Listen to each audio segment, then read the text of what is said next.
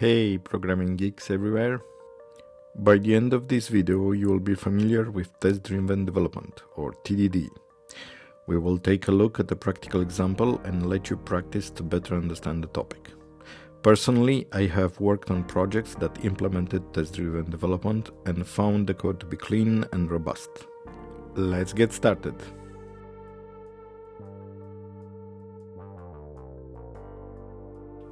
Many of you might be already familiar with the classical approach of writing the code and then the unit tests. Test-driven development is a software development approach where tests are written before the actual code. Basically, the test will shape how the code will look like. Now, as you may think, there are some pros and cons to this approach, as no approach can be universally considered the best. The first thing we notice is that each new functionality will be tested. This is true since we will always start with the test and then move on to the actual writing of the code. Those who are very keen on having a nice code coverage will be happy, since every functionality will be covered with unit tests.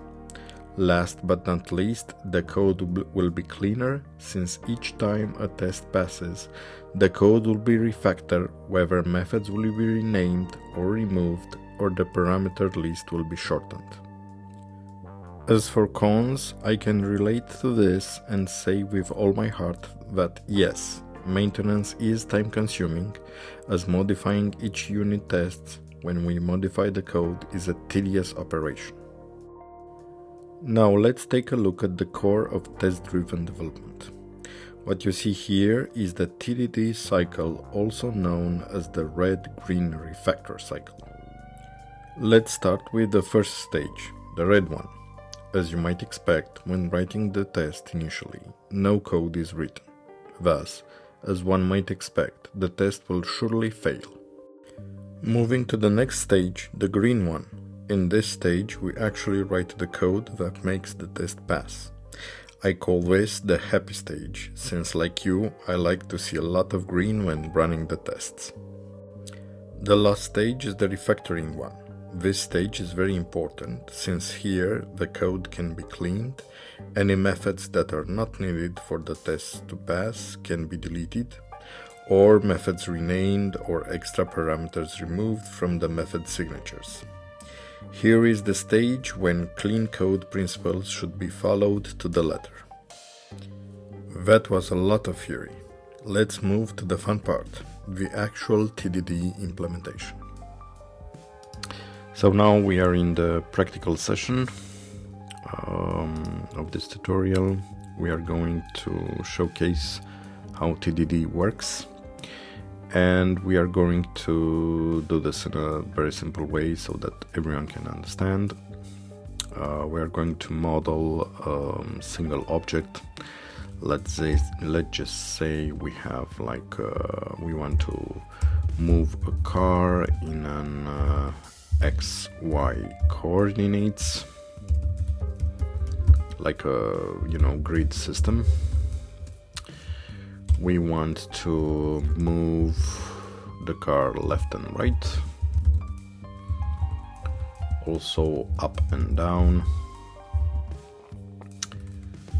and increment X and Y while we do this, and always start the car before making a move.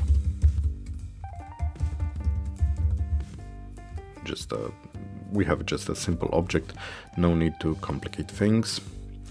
So now we are not going to model anything because we are going to start with a test. So we need to install pytest.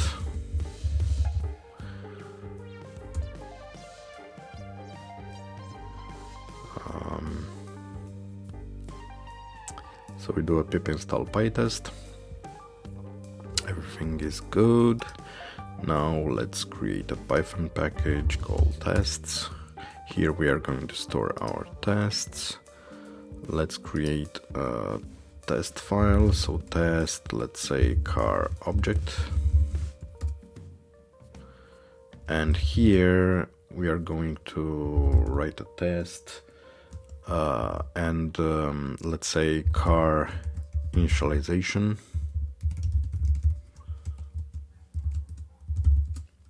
And this is going to be our first test. So now we are going to start with the test. So let's say we define an object, car equals to car. So our class car, this is what our object will look like. Of course, now if we run the test will fail because we have not written the class, but this is the idea. We are in the red stage and we need to do a Red-Green-Refactor. So now we can go back and create, let's say, car model. Let's call it like this. And we have a class car. And basically that's it. So for now, we are going to stick on to this. We are going to import the dependency. And now if we run again, as you can see, the test passes because we have created the object. But since our test is about car initialization, we need to initialize the object. So we're going to go back to the test again and say that we are going to test actually if the car object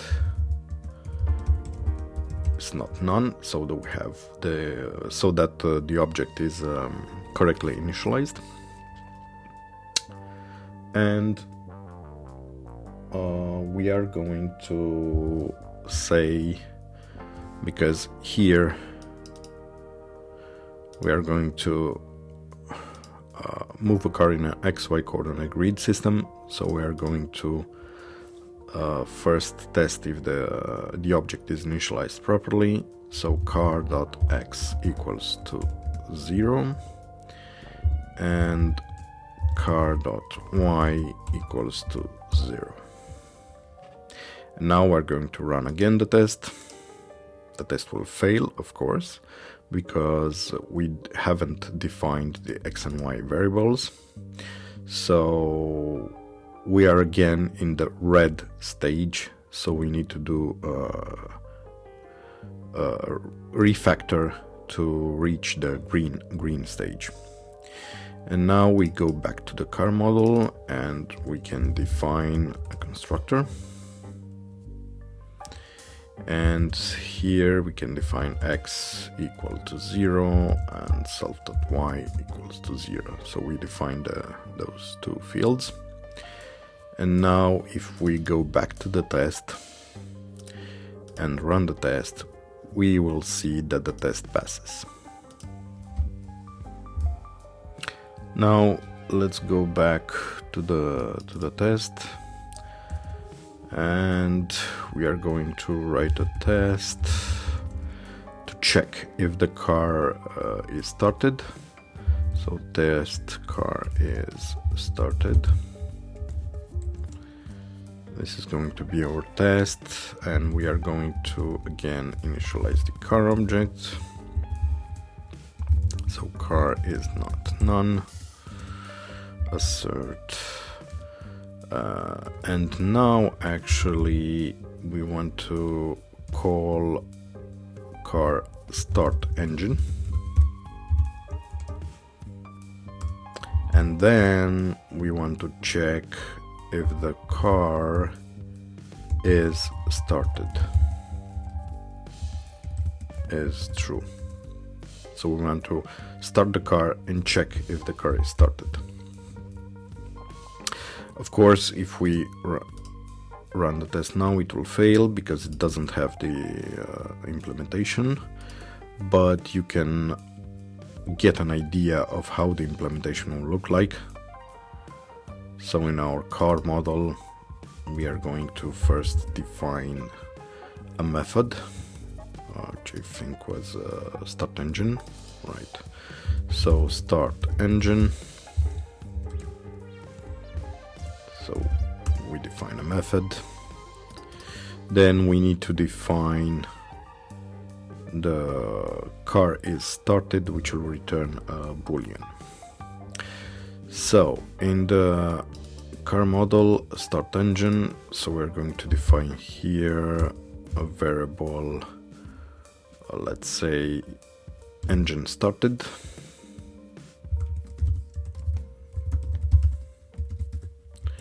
which is equal to false actually. And here we are going to put this variable to true.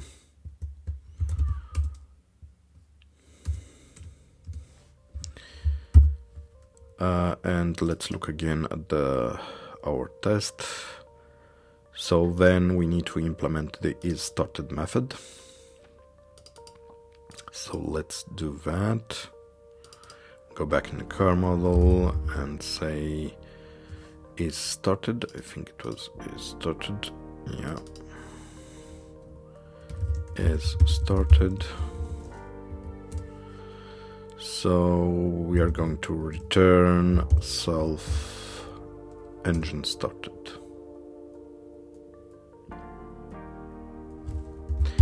And that's about it with this test. Now we're going to test it. The test passes. Of course, we can do here. Actually, we can call the method isStarted is false. Because first the car is not started, then we call the start engine, and then the car will start. So all good with this test. So we can see there is always this cycle from Red-Green-Refactor. So the test doesn't pass, we refactor the code, the test passes. Now let's continue with one more test.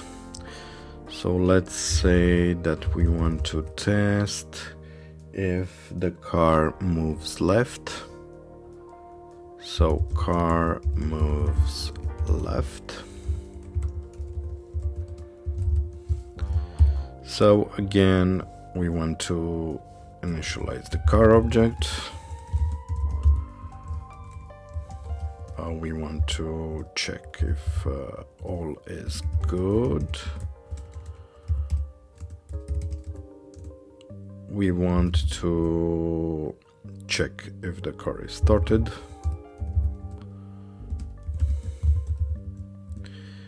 We want to start the engine, because otherwise we can't move the car. And check if the car is started. And now we want to check if the car moved left. So let's say car, we are going to write a method move left. And now we can check, let's say x equals -1. And now if we run the test, of course it will fail because we don't have the move left method. Let's go in our car model and refactor the code so that the test passes. So we are going to write move left method, and here we are going to do a self.x -1. And now let's go back in our test and check if the test passes. The test passes, so we finished with this method. Now for the rest of the methods, if we want to follow our let's say our tutorial, so we moved the car left, you can finish this yourselves and implement the move right up and down method, and so that you have some exercise to understand better how TDD works.